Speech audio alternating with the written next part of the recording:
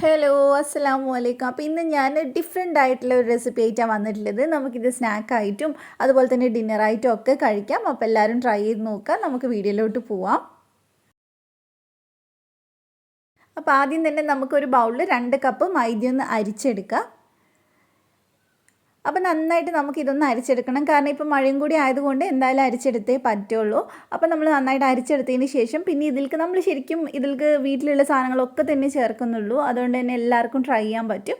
അപ്പോൾ അതേ 2 മുട്ട ചേർത്തിട്ടുണ്ട്. പിന്നെ അതുപോലെ തന്നെ ഇതിലേക്ക് നമ്മൾ പഞ്ചസാര ചേർക്കുന്നുണ്ട്. ഏകദേശം ഒരു 4 ടേബിൾ സ്പൂണിൻ്റെ അടുത്ത് പഞ്ചസാര ഞാൻ ചേർത്ത് കൊടുക്കുന്നുണ്ട്. പിന്നെ നമ്മൾ ഇതിലേക്ക് ചേർക്കുന്നത് 1/2 ടീസ്പൂൺ ഈസ്റ്റാണ്. ഈസ്റ്റിന് പകരം നിങ്ങൾക്ക് ബേക്കിംഗ് പൗഡർ വേണമെങ്കിലും ചേർത്ത് കൊടുക്കാം. പിന്നെ ആവശ്യത്തിന് ഉപ്പ് ചേർത്തിട്ട് നന്നായിട്ട് ഇതൊന്ന് മിക്സ് ചെയ്തെടുക്കുക. ഇനി ഇതിലേക്ക് നമുക്ക് കുഴയ്ക്കാനായിട്ട് ഇളം ചൂടുള്ള പാലാണ് വേണ്ടത്. അപ്പോൾ കുറച്ച് വേണ്ടി വരുള്ളൂ, കാരണം നമ്മൾ 2 മുട്ട ചേർത്തല്ലേ, അപ്പോൾ ഒരുപാട് വേണ്ടി വരില്ല. ഏകദേശം ഒരു 1/4 ഗ്ലാസ്സൊക്കെ വേണ്ടി വരുള്ളൂ. അപ്പോൾ അതുകൂടെ ചേർത്തിട്ട് നന്നായിട്ട് കുഴച്ചെടുക്കുക, നല്ല സോഫ്റ്റായിട്ട് കുഴച്ചെടുക്കുക.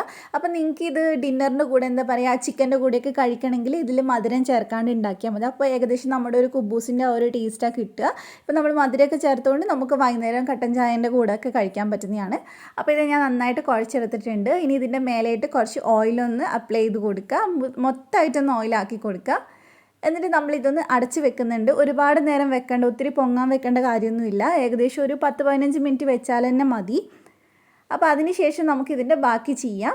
അപ്പോൾ ഇത് ഞാൻ ഏകദേശം ഒരു 20 മിനിറ്റോളം വെച്ചിട്ടുണ്ടായിരുന്നു. അപ്പോൾ ഇനി നമ്മളിത് മൊത്തമായിട്ട് ഒരുമിച്ചൊന്ന് പരത്തിയെടുക്കാൻ പോവുകയാണ്. അപ്പോൾ നന്നായിട്ട് ഇതൊന്ന് ഇതുപോലെ ഒന്ന് മിക്സ് ചെയ്തെടുക്കുക. എന്നിട്ട് നമുക്കൊന്ന് പരത്തിയെടുക്കുക.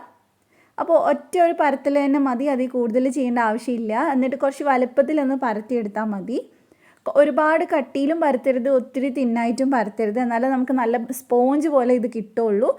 അപ്പം ഞാനിത് മുഴുവനായിട്ട് പരത്തി എടുത്തിട്ടുണ്ട്. എന്നിട്ട് ചെറിയൊരു അടപ്പ് വെച്ചിട്ട് നമുക്കിതൊന്ന് കട്ട് ചെയ്തെടുക്കണം. ഒരുപാട് വലുപ്പത്തിൽ കട്ട് ചെയ്യരുത്, കാരണം നമ്മളിത് വേവിക്കുമ്പോൾ ഡബിൾ സൈസായിട്ട് വരും, അപ്പോൾ കാണാൻ ഭംഗി ഉണ്ടാവില്ല. അപ്പോൾ കുഞ്ഞ് അടപ്പ് എടുത്തിട്ട് അത് വെച്ചിട്ട് ഇതുപോലെ റൗണ്ടായിട്ടൊന്ന് കട്ട് ചെയ്തെടുത്താൽ മതി. അടപ്പന്നെ വേണമെന്നില്ല, നിങ്ങളുടെ കയ്യിൽ കട്ടർ ഉണ്ടെങ്കിൽ അതുപോലെ ചെയ്താൽ മതി. അപ്പോൾ എല്ലാം നമുക്കൊന്ന് കട്ട് ചെയ്തെടുക്കാം. ഇത് കുറച്ചുകൂടി ഇഷ്ടമാവുക കുട്ടീസിനാണെന്ന് എനിക്ക് തോന്നിയിട്ടില്ലേ, മധുരം ചേർക്കുന്നതുകൊണ്ട് തന്നെ. കാരണം ഇവിടെ മോനിന് നല്ലോണം ഇഷ്ടമായിട്ടുണ്ടായിരുന്നു. അപ്പോൾ മധുരം ഇഷ്ടമല്ലാത്തവരാണെങ്കിൽ മധുരം ഇടാതെ ചിക്കൻ ഫ്രൈഡ് ഒക്കെ കൂടെ മയണൈസ് ഇതും കൂട്ടി കഴിക്കാനും നല്ല രസമുണ്ടാവും, കാണാനും നല്ല ഭംഗിയുണ്ടാവും. അപ്പോൾ ഇനി ഇതിൻ്റെ മേലയിൽ നമുക്ക് കുറച്ച് പൊടിയൊന്ന് തൂവി കൊടുക്കണം, വല്ലാണ്ട് ഒട്ടിപ്പിടിക്കാണ്ടിരിക്കാൻ വേണ്ടിയിട്ടാണ്. അതിനുശേഷം ഇനി നമ്മൾ ഇതിനെ ആ ഒരു ഷേപ്പാക്കി എടുക്കും. വളരെ എളുപ്പമാണ് ചെയ്യാനായിട്ട്, കാരണം ഒരുപാട് നേരവും വേണ്ട, പെട്ടെന്ന് റെഡിയായിട്ട് കിട്ടും.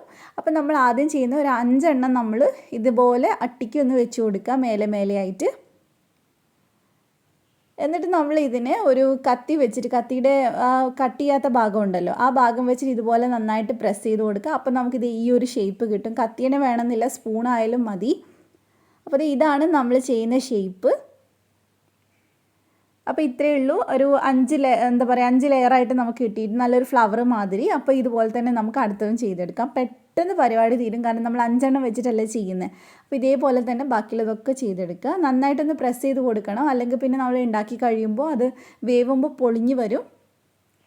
അപ്പോൾ ഇനി നമ്മളിത് ആവിയിലാണ് വേവിക്കുന്നത്. അപ്പോൾ ആവിയിൽ നമ്മൾ വേവിക്കുന്നതിന് മുമ്പായിട്ട് ആ പ്ലേറ്റിൽ നന്നായിട്ട് എണ്ണയൊന്ന് സ്പ്രെഡ് ചെയ്ത് കൊടുക്കണം, എന്നാലേ ഇത് നമുക്ക് എടുക്കാൻ കിട്ടുള്ളൂ. അപ്പോൾ ഇനി ഇത് അടച്ച് വെച്ചിട്ട് നമുക്കൊരു 20 മിനിറ്റ് ഒന്ന് വേവിച്ചെടുക്കാം. ലോ ടു മീഡിയം ഫ്ലെയിമിൽ വെച്ചിട്ട് വേവിച്ചെടുത്താൽ മതി. അപ്പോൾ ഇതേ നന്നായിട്ട് ഇത് വെന്തിട്ടുണ്ട്. നല്ല എന്താ പറയുക, കുറച്ചുകൂടെ വലിയ സൈസായിട്ടുണ്ട്, കാണാൻ നല്ല ഭംഗിയുണ്ട്. അപ്പോൾ ഇനി നമുക്കിത് ചൂടാറുന്ന സമയത്ത് എടുത്ത് സെർവ് ചെയ്യാം. അപ്പോൾ ഇതാണ് നമ്മൾ ഉണ്ടാക്കിയിട്ടുള്ളത്. അപ്പോൾ എല്ലാവരും ട്രൈ ചെയ്ത് നോക്കുക, വൈകുന്നേരം ചായൻ്റെ കൂടെയൊക്കെ കഴിക്കാൻ പറ്റുന്നതാണ്. അപ്പോൾ എല്ലാവരും കുട്ടീസിനൊക്കെ ഉണ്ടാക്കി കൊടുക്കുക. അപ്പോൾ നിങ്ങൾക്ക് റെസിപ്പി ഇഷ്ടമായിട്ടുണ്ടെങ്കിൽ വീഡിയോ ലൈക്ക് ചെയ്യുക, ഫ്രണ്ട്സിനൊക്കെ ഒന്ന് ഷെയർ ചെയ്ത് കൊടുക്കുക. അപ്പോൾ ഇതേപോലെ തന്നെ മറ്റൊരു അടിപൊളി വീഡിയോ ആയിട്ട് ഇൻഷാ അല്ലാഹ് നമുക്ക് വീണ്ടും കാണാം. Thank you for watching.